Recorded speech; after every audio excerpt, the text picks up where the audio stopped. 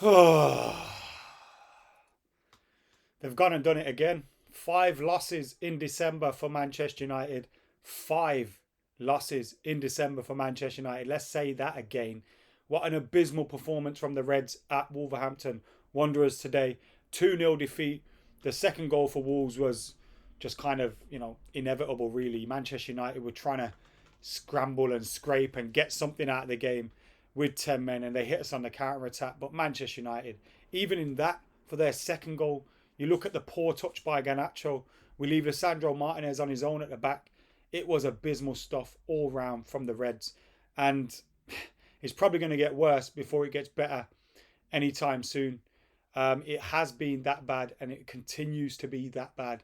Just horrible, horrible stuff. And that win over Manchester City feels like a lifetime ago now. And I did say after that game, it's important that we go on a run.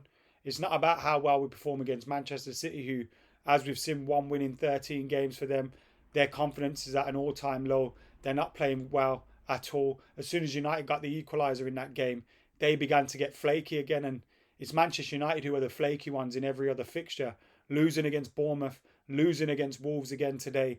And I did worry about this game a little bit. They've got their new manager, first game at home and all those kind of things. But boy, did we make it easy for them. Even went and conceded from another corner. Yeah, 2 corners we've conceded from. 2 different goalies in the net as well. What the fuck is going on? And one of the things about that goal, from the corner, Onana's got 3 players around him, just sandwiching him in there, making sure that he can't move right. He's got to do more in terms of, you can win a foul quite easily there. There wasn't a foul given, rightly so, but he could win a foul there so easily by bundling into the defenders, into the attackers, falling over. Like, you see keepers get fouls for anything. But also, what the fuck are our defenders doing? And I don't mean just the 3 centre-backs. I mean everybody in the box. What the hell are you doing? You see 3 players around your goalkeeper and you don't think, all right, let me go and get in here and push these lot away and make myself a physical presence so they don't have it far too easy. And Onana's got a bit more chance, a bit more room, a bit more ability to do something. It's just brain dead from everybody on the pitch. Decision making, abysmal.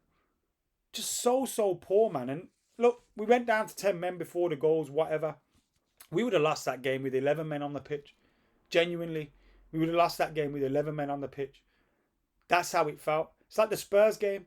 And again, it's Bruno Fernandes getting sent off, getting frustrated, getting himself sent off. Now, I thought both yellow cards, a little bit soft, but you could see them given. You could see those yellow cards given. But boy, man, you make it so easy for the ref. Flying into silly challenges, making late challenges to show your frustration. I just don't get it. Rasmus Højlund at times today as well. A pass wouldn't go to him. He'd start throwing his hands up in the air. Who do you think you are? You're not R9, bruv. You're not even... When there's a chance created for you, how often do you bust a gut to get onto the end of it? I forgot what game it was now. I'm thinking of 2 passes from Bruno right across the face of the box. He doesn't do anything to really get on him. And then there'll be a simple 5-yard pass where he's surrounded by defenders not giving to him and he'll lose his mind. While you're making the same mistakes. Everyone's out there just trying to make it seem like they're doing the most when they're doing the least. And as a result, we see the performance. It was shoddy. It was shocking. It was everything you come to expect of Manchester United at the moment. And Ruben Amorim has a huge, huge job on his hands. I'm going to find myself reflecting back to this thing that he said at the start. We're going to have to go through pain before it gets better. And boy, that pain is coming and it's going to come fast. And you look at the fixtures that we've got coming up next, by the way, as well. Newcastle at Old Trafford. Liverpool, I think that one's away. It is away.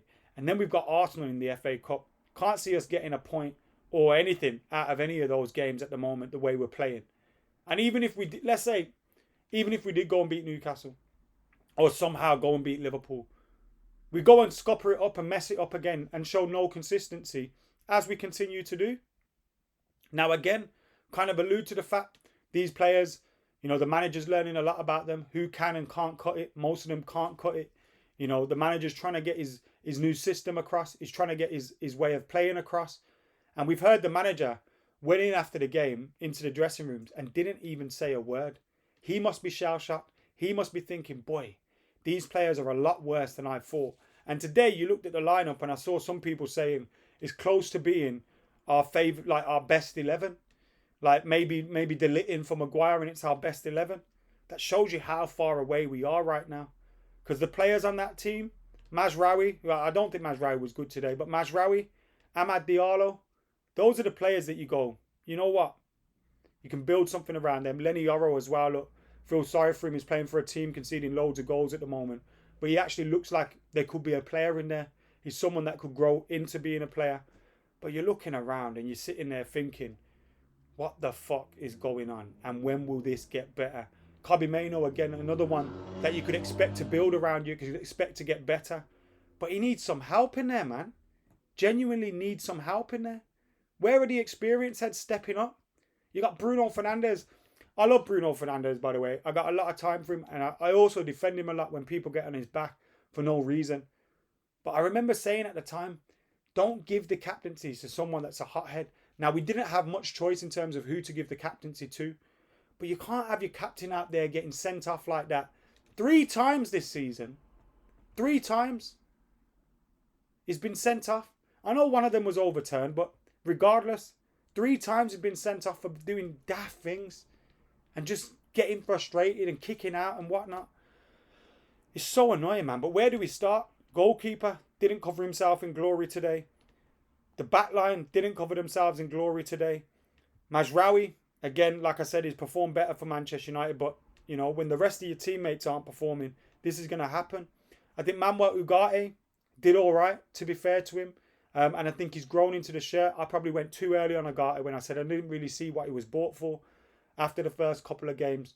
But I can see what he's been brought for. He breaks things up in there. He makes sure he's working hard. Another booking for him, though. He'll miss the next game as well as Bruno Fernandes. Kobbie Mainoo struggling at the moment. We need to get him back into his good form. Maybe he could be one of those further forward. You know, in one of those 8/10 positions just behind the striker. Maybe he could be better used there and kind of solidify that midfield and get him up there where he can play really well. We've seen him, you know, last time we went to Molineux, scored a fantastic goal from in that area. Played really well against Manchester City in that area. Played really well against Liverpool in the Cup in that area. So maybe that's something we could do in the meantime to get him back into form. Play him further up the pitch and allow him to like do his attacking work, link up the play, maybe score a goal or two. Diogo Dalot, again, probably one of our higher rated players when you look around at all the match ratings and that. But again, a poor performance from him.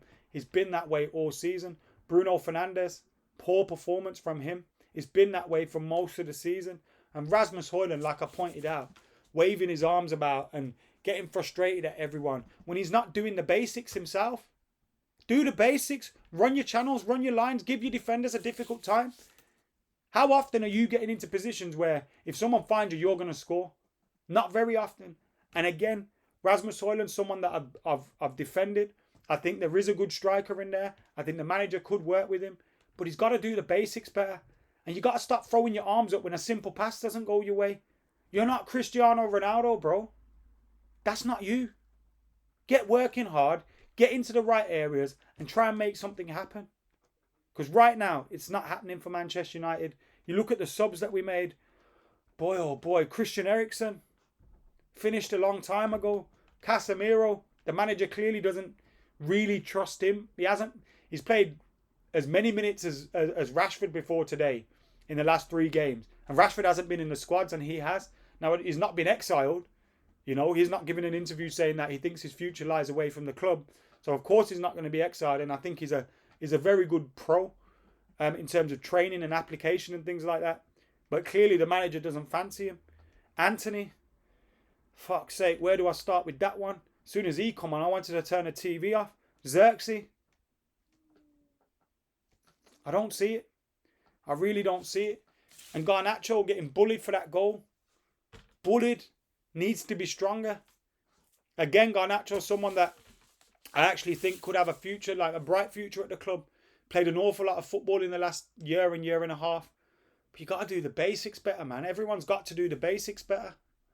And I ain't getting onto the manager's back for this. I've seen some people already suggesting things about him. Just idiots, man.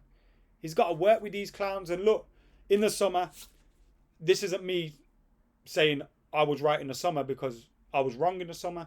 I said that they should give Erik ten Hag more time. They should give Erik ten Hag the chance to kind of build and work into this season. That's showing to be a big, big mistake as well, because you look at some of the money that we've wasted, some of the signings that we've made geared up towards him. We changed the whole coaching staff and everything. Everything that can go wrong is going wrong right now for Manchester United, and no signs to when it's going to get better. No signs at all. 14th we are in the league. 14th. We're going to be there. We got Newcastle next. We'll still probably be 14th in the new year. Fucking hell. I don't remember a season like it. In fact, I don't think there has been one. Now, there were times and periods of where you can say it's been worse for Man United and there's been bad runs and things like that. But over this sustained period of time, and again, I know we've had a chop and change of manager.